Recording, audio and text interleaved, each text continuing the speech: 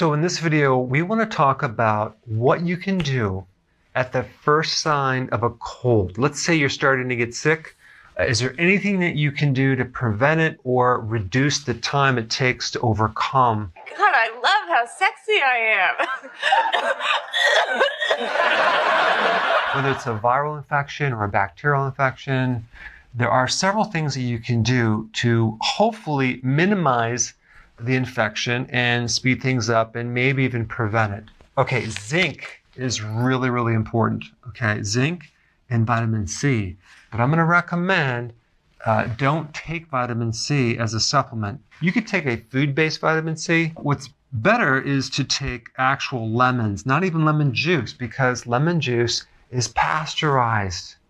Vitamin C is sensitive to oxygen and heat. So we want the actual lemon. So maybe consume like 2 lemons, and that will give you a good amount of vitamin C to help you. So we have zinc, vitamin C. These two are very, very important. Apple cider vinegar. Why? Because when you acidify the body with apple cider vinegar, you speed up these things called phagocytes. Phagocytes help clean up bacteria in the body. So in other words, acidifying the body can potentially speed up the white blood cell action, the immune system.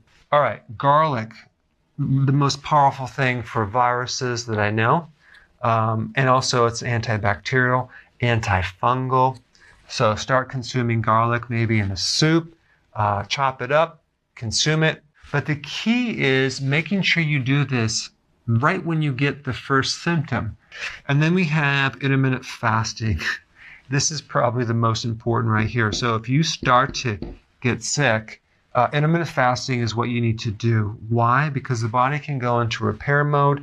The body starts to increase its resistance to stress, and all sorts of interesting things happen at the cellular level to help your immune system. So intermittent fasting is very, very important. So at the first sign of a cold, you don't want to start eating or so-called nourishing your body.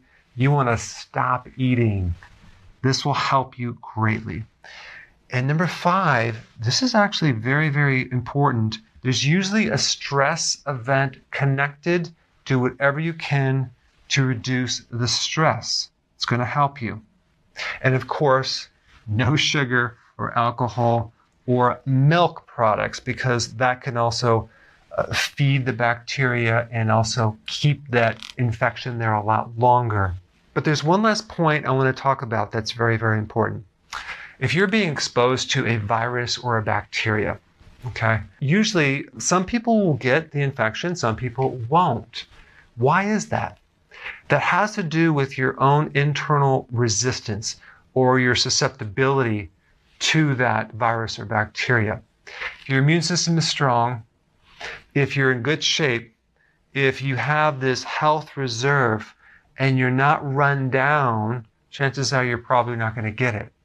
So if you feel run down and you feel like you could be susceptible to getting something, and let's say you're going to go on a plane somewhere and everyone's going to be coughing and sneezing, maybe you want to actually take zinc and lemon and even some apple cider vinegar and garlic even before you get on that plane. And then of course, do intermittent fasting too. This is all going to help you build up your resistance. And then I forgot about one last thing, sleep.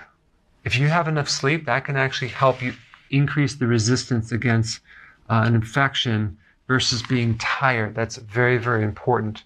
All right, guys, there you have it. These are all the elements involved into helping you prevent a full-blown cold or infection. Hey, if you're liking this content, please subscribe now, and I will actually keep you updated on future videos.